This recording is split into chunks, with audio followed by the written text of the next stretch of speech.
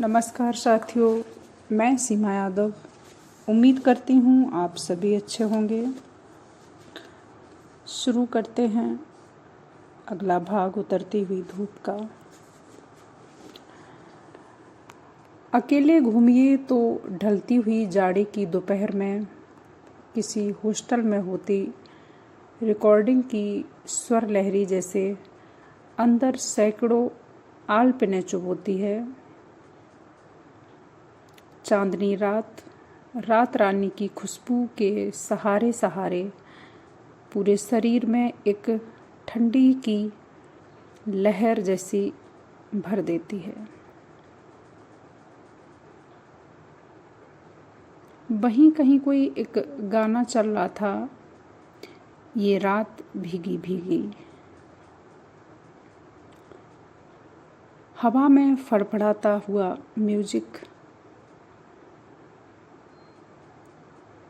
अक्सर रात को मेस से खाना खाकर लौटते हुए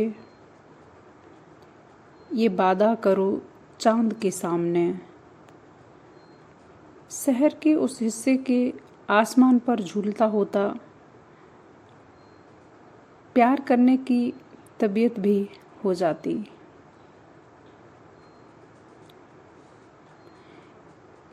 यह खुशकिस्मत था कि इसके लिए वहाँ वो सारे हॉस्टल वाले झंझट ज़्यादा नहीं थे।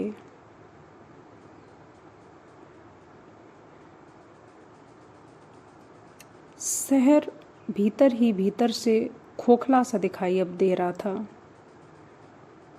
बिल्डिंगें, पेड़ पौधे, उस शहर की रूमानियत अब थोड़ा ढल रही थी। देखने में एक बंजरपन सा अंदर से कहीं उपज रहा था।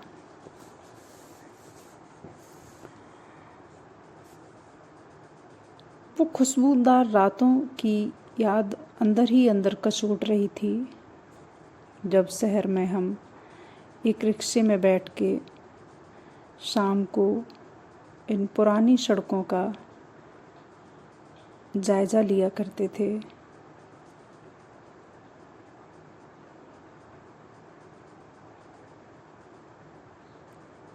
उस शहर को छोड़ने पर शायद पहली स्थिति से उन यादों से निजता पाने के लिए हम दूसरी दौड़ में लग गए। किसी भी दिशा में आपके संपूर्ण को आक्रांत कर रखने की एक मजबूरी अपने अंदर एक आदत सी बनाई।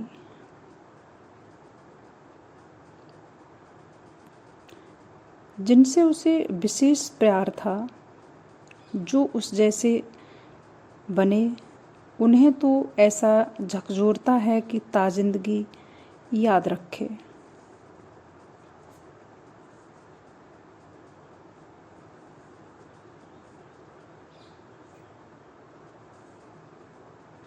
वह आंखें बंद करके उसे याद करता है। उसकी क्या चीज़ सबसे ज़्यादा खूबसूरत थी?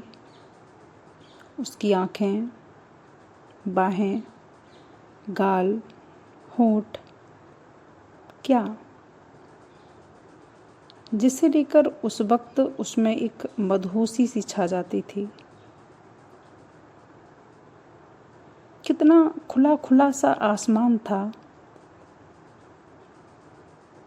पूरे भूमंडल से भी कितना गुना बड़ा विस्तार होता है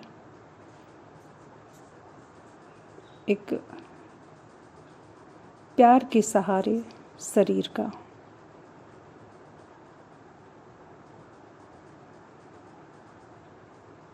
अपने आंचल से उसने मेरा मुंह पोंछा और फिर उसकी नाक 2 उंगलियों से पकड़ कर हिलाई। स्त्री जाति का सारा ममतत्व उस वक्त उस एक चेहरे पर दिख रहा था। उससे बड़ी छाया शायद उसके लिए कहीं और नहीं थी।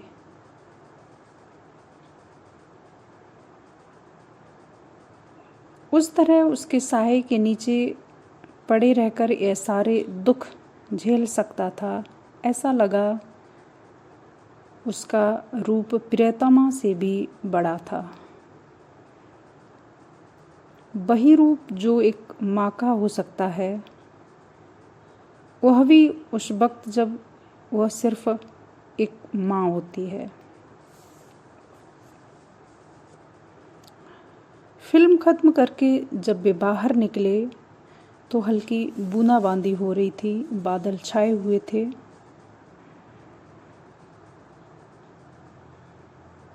कुछ देर पहले हल्की बौछार से सड़क पूरी भीगी भीगी थी। चलो पैदल चलते हैं, उसने हाथ पकड़ते हुए कहा। तुम्हारा दिमाग ठीक है, रात का 1 बज रहा है। तो क्या हुआ, कौन ज़्यादा दूर है? वह फिर वही हो आई थी जिसके लिए यह कुछ भी करना चाहता था। वे पैदल ही चल दिए। इस महीने में जाड़ा अजीब है ना? थोड़ी सी बारिश हो गई, हवा ठंडी हो गई। नहीं, तुम साथ हो इसलिए। प्रतिभा कहती थी, प्रेम करने वालों और बारिश का साथ चोली दामन का होता है, शुभ होता है। तब हर प्यार पूरा क्यों नहीं हो पाता? पूरा क्या? उस तरह से पूरा होने में प्यार प्यार नहीं रह जाता, इसलिए। उसका आत्मविश्वास बोल रहा था। वह खुश थी, पर उसके नीचे विषाद की पतली रेखा भी साफ दिखाई दे रही थी। अगले सत्र उस तरह से नहीं रह पाएंगे, शायद अंदर ही अंदर वह सोच रही थी। जब चाहे मिल लिए, ज़्यादा फासला नहीं है। वह उसको देख के बोली।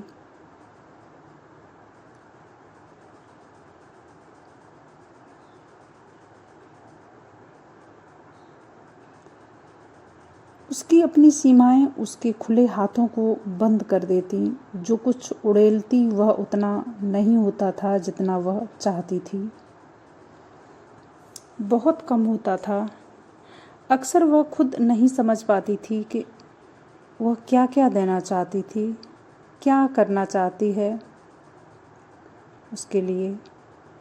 सिर्फ बाहर जो आता था वही था, और वह कितना कम था।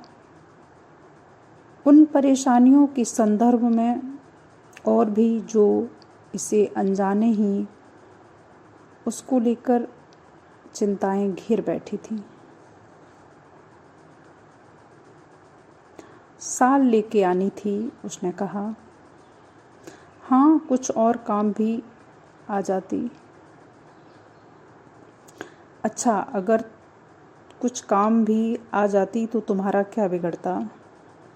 फिल्म अच्छी थी, मानते हो? ज़रूर अच्छी रही होगी। जितनी अच्छी चीज़ें हुई हैं मेरे साथ, सब तुम्हारे साथ ही हैं। वैसे मैंने फिल्म देखी ही नहीं, मैं तो कुछ और ही देख रहा था, कहीं और ही था। वह इधर उधर देखने लगी।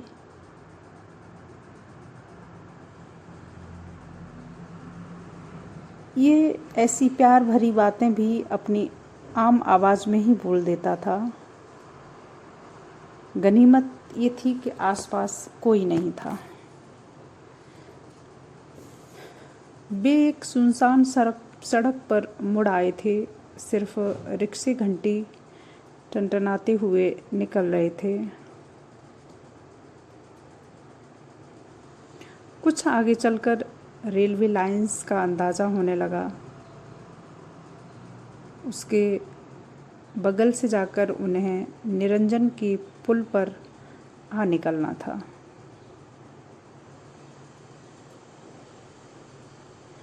मैं सोचती हूँ तुम्हारे साथ कुछ भी करना मेरे लिए कितना सुखद होता है, और मैं हूँ जो तुम्हें परेशानियों के अलावा कुछ भी नहीं दे सकी।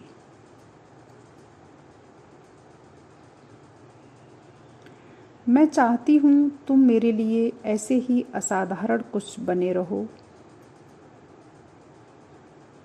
वह नीचे देख रहा था, काली सड़क, जहाँ तहाँ बिजली की रोशनी, ऊपर उनकी धुंधली परछाइयाँ साथ साथ चल रही थीं।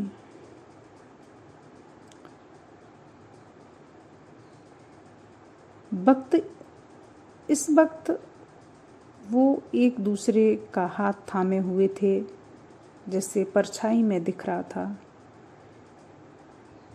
आगे मोड़ पर ये परछाइयाँ गायब हो जाएंगी क्योंकि आगे अंधेरा है।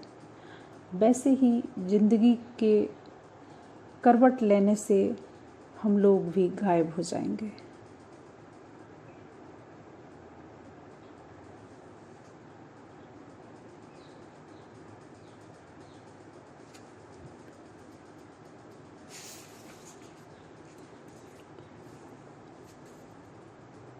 मीना कुमारी और राजकुमार दोनों ही एक्टिंग अच्छी कर लेते हैं, वह बोली। उसने एक छोटा सा हाँ में जवाब दिया।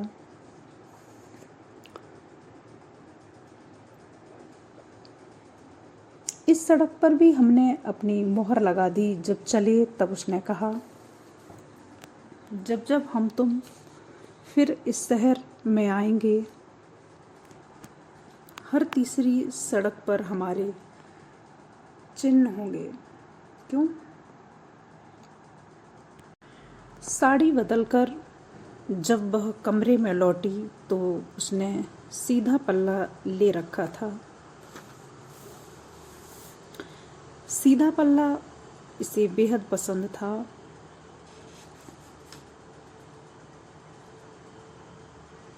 उसका यही घरेलूपन उसे खूब भाता था। वह बोली, सोया जाए। Okay, good night.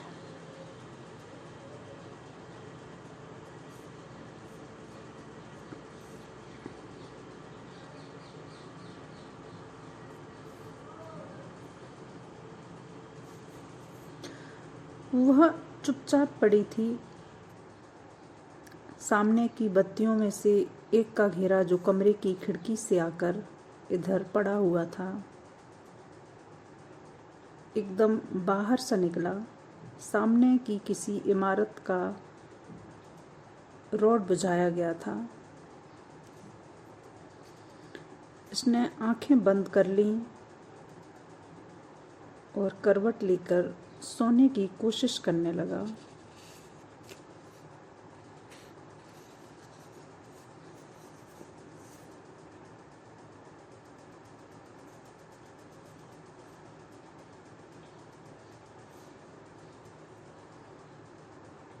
तुम कितनी खूबसूरत हो, इसने अपनी आवाज़ स्वयं सुनी। वह करीब करीब रो रही थी। उतनी बड़ी काया मोम बनकर कहीं पिघल न जाए, वो देख रहा था। उसके आंसू टप टप चू रहे थे उसे देखकर। इसे अपना सारा कुछ फिर एक तुच्छ लगने लगा था। इसके सामने वह कितनी बड़ी, कितनी ऊंची थी।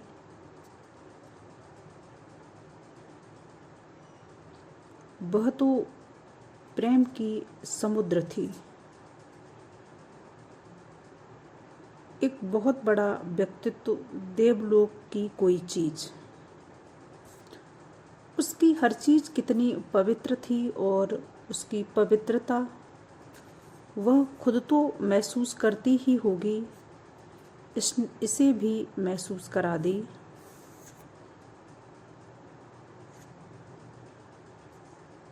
वह उससे लिपट कर ही उसके बिस्तर पर सो गई। छुई मुई की तरह सिकुड़ती सिमटती हुई। उसे होश नहीं था या वह कुछ और नहीं महसूस करना चाहती थी। तब सिर्फ यह था और वह थी। सिर्फ वे थे, ब्रह्म सत्या जगत मिथ्या।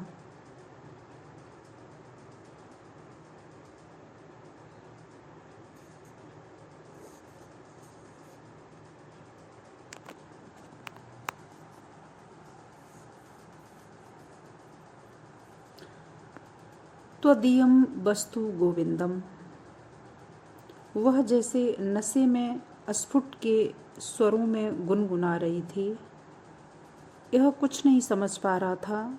समझना और सोचना होता भी क्या इसके आगे। माफ़ कर दो मेरे देवता, जीवन हमें भ्रष्ट करे उसके पहले यह पूजा हम कर लें, यही अच्छा है, यही अच्छा है।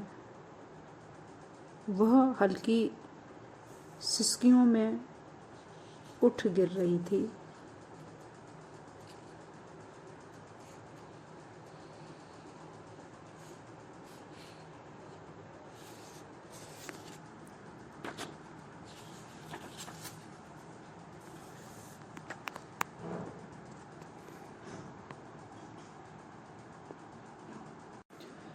उस शहर में इमामबाड़ा देखना और चाट खाना एक ही बात थी।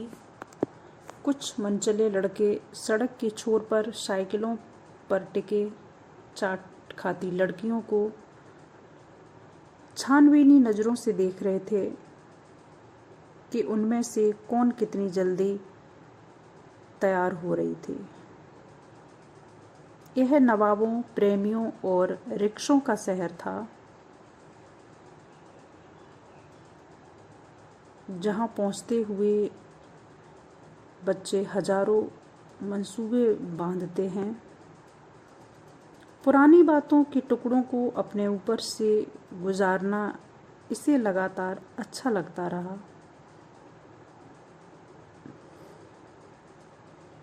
थोड़ी देर पहले तक इंतज़ार की ठीक पुरानी जैसी चहलकदमी सड़क के एक दूसरे छोर से आती हुई लड़कियों का एक झुंड,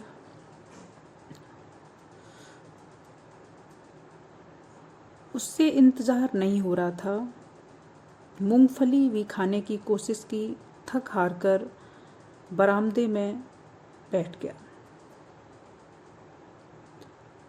सामने एक पीली पीली सी भीमकाय बिल्डिंग थी। कोई सरकारी दफ्तर था जिसके पास ही उसने मिलने को कहा था। शाम 6:30 बजे। इमारत के ऊपर एक घड़ी थी जो सीनेट हॉल इलाहाबाद की घड़ी की तुलना में काफ़ी छोटी थी। 7:15 हो रहे थे।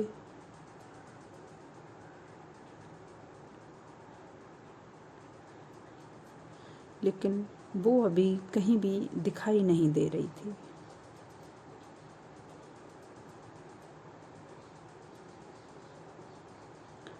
बरामदे के किसी कोने से धड़ाक से निकलकर एक गोल गोल काया ने खुद को उसके सामने एक बारगी हिलाकर खड़ा कर दिया। यह सिर्फ एक पल को उसे देख सका। उसकी आंखों में पुरानी चमक, वही जिसे चेहरे पर बिछाए वह इलाहाबाद में हॉस्टल के बाहर निकली थी, जिसमें कोई उसका इतना इंतज़ार कर सकता है। इस जीत की भावना और देर हो जाने का बड़ा ही हल्का सा पश्चाताप। ये लगा कि इस दरमियान कहीं कुछ नहीं बदला था, सिवाय इसके कि उसके नीचे का हिस्सा थोड़ा भारी हो गया था।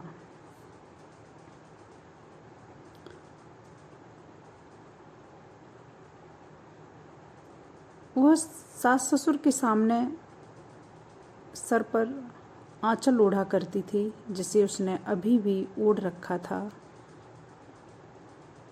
एक भरपूर गृहिणी सी दिख रही थी।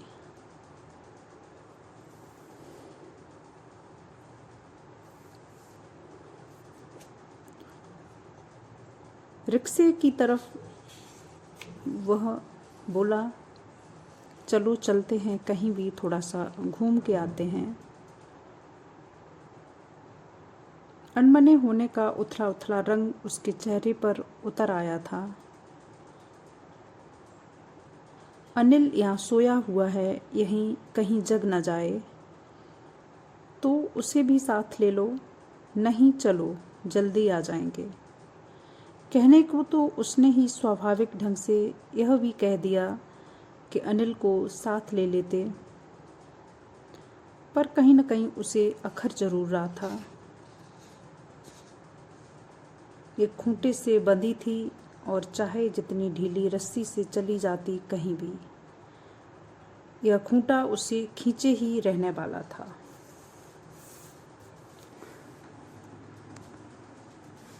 हमारे समाज में स्त्री की भी स्थिति एक साधी वही खूंटा है जो कहीं भी जाओ उस रस्सी में तुम हमेशा बंधे ही रहते हो। रिक्शे पर बैठकर इसने पर्दा गिराना चाहा, पर वह काफी कसा हुआ था। यहाँ के रिक्शे इलाहाबाद जैसे नहीं हैं, उसने कहा।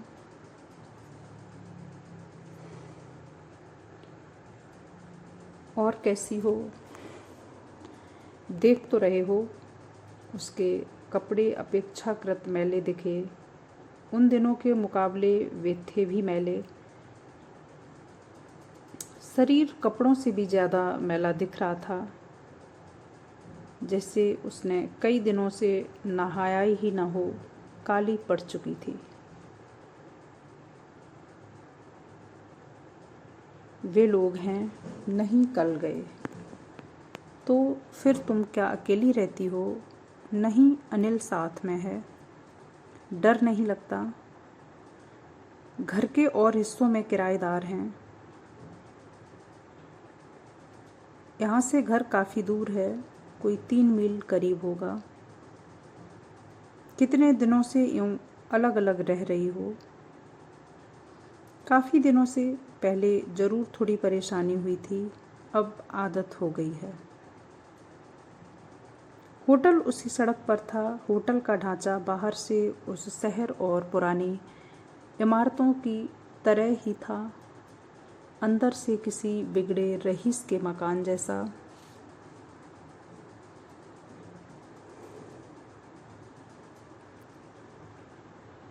ऊपर जाने के लिए सीढ़ियाँ कुछ ज़्यादा ही थीं। चढ़ते वक्त इसे हल्की सी चिंता हुई कि उसे हांफी आ रही होगी, पर वह चली आ रही थी आराम से।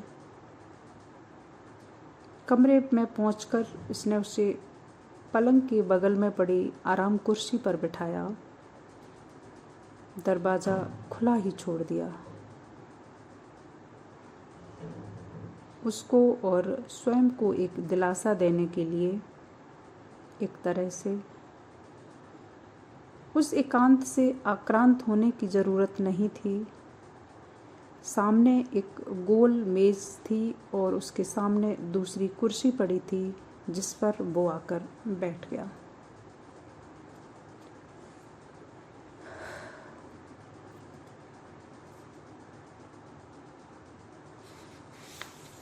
वह उसकी तरफ देख रहा था। तुम तो वैसे के वैसे ही हो अरविंद। उसी ने शुरू किया। तुम भी तो कुछ खास नहीं बदली, थोड़ा मोटी जरूर हो गई हो।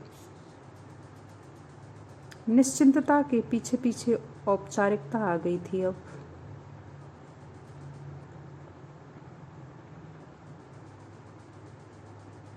दरअसल उसके चेहरे की सारी चिकनाई अब सूख चुकी थी, चेहरे से बूढ़ी दिखने लगी थी। विवाह के बाद भारतीय समाज में औरतें कैसे चूस ली जाती हैं, उसे एक शौक सा लगा। क्या करूं, वह कह रही थी। माँ बाप ने पता नहीं किस फौलाद का शरीर दिया है कि फूलता ही जाता है। वह बात हंसने की थी, पर उसकी आंखों से आंसू झरने लगे। उसकी बड़ी बड़ी आंखों से आंसू पहले की तरह ही झरते थे। यह उसकी चूड़ियों से खेलने लगा।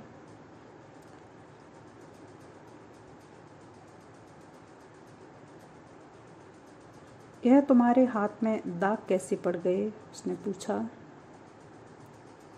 तुम अपना बिल्कुल भी ध्यान नहीं रखती।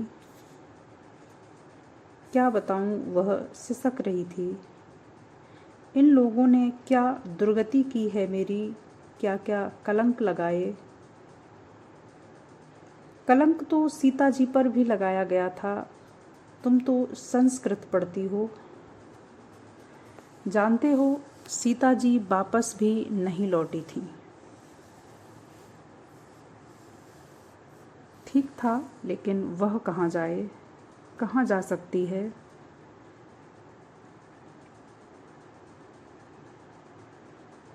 ये स्थिति हमारे देश में हर दूसरी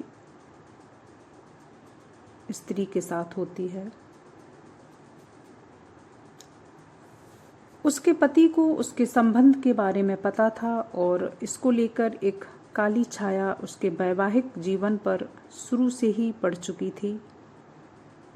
इस सब के लिए जिम्मेदार भी वह खुद था। काफ़ी हद तक इस बार भी छत्ते को छेड़ने चला आया। उसके हालात गंभीर दिखते थे और जो वह इतने दिनों सुनता रहा कि बड़े आराम से है वगैरह वगैरह, सब उसके परिप्रेक्ष्य में उलट था। क्या उसने स्वयं को जलाने की कोशिश की थी? शायद कोई चारा नहीं होगा। उस बोझ को साथ साथ लेके चलना बहुत मुश्किल है।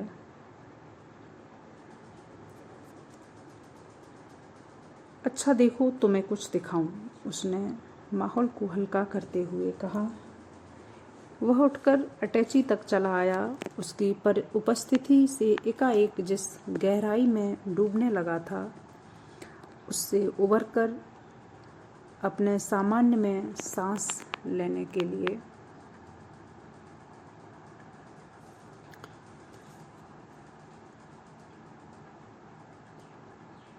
उस गहराई को झेलने की आदत उसकी एकदम खत्म हो गई थी। उसका मन किया फिलहाल कहीं चल पड़े। मेरी ये फोटो पत्रिका में निकली है। अब तक उसने आंसू पोंछ डाले थे। यह क्या, तुम भी दिल्ली के मनचले लड़कों की तरह कपड़े पहनने लगे? उसने फोटो की उल्टी सीधी डिज़ाइन वाली कमीज को लक्ष्य करके कहा। और यह देखो तुम्हारे फोटो, वक्त से थोड़ा पीले पड़ गए हैं। तुम्हें याद है इस फोटो को लेने जब तुम गई थी, तब कितने झगड़े थे हम, और फिर उसके बाद क्या हुआ था?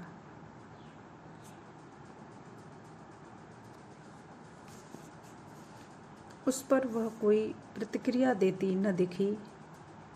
वह बात को दबा गई।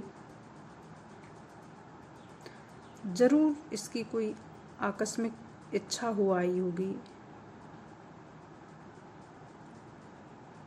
जहां पहुंचकर उसे अपने ख्यालों को छोड़ना पड़ा। उसने एक फीकी हंसी सी हंसी। आप दूर रहें क्योंकि आपका महंगा कोट गंदा हो जाएगा।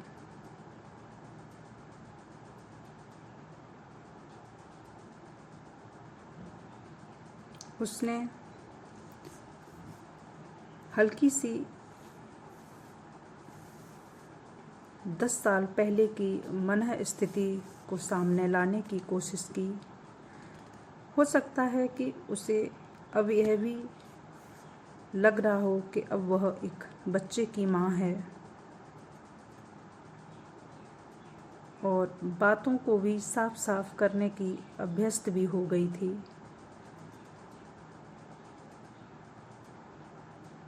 चलो चलें, देर हो रही है। एक छोटी सी फुदक के साथ वह उठ खड़ी हुई। उसके चेहरे पर क्षणों पहले के मुरझाने का नामो निशान अब नहीं था। शायद वह अपने बच्चे को ज़्यादा याद कर रही थी। कमरे का जायज़ा लेते हुए उसने कहा, अच्छी जगह ठहरे हो, कमरा अच्छा है। सुना है बहुत बड़े आदमी हो गए हो। एक ही 2 दिन तो रहना है बस। और क्या, पर तुम चाहो तो रोक भी सकती हो। वह भावुक हो आया था। आज के लिए बस इतना ही। धन्यवाद।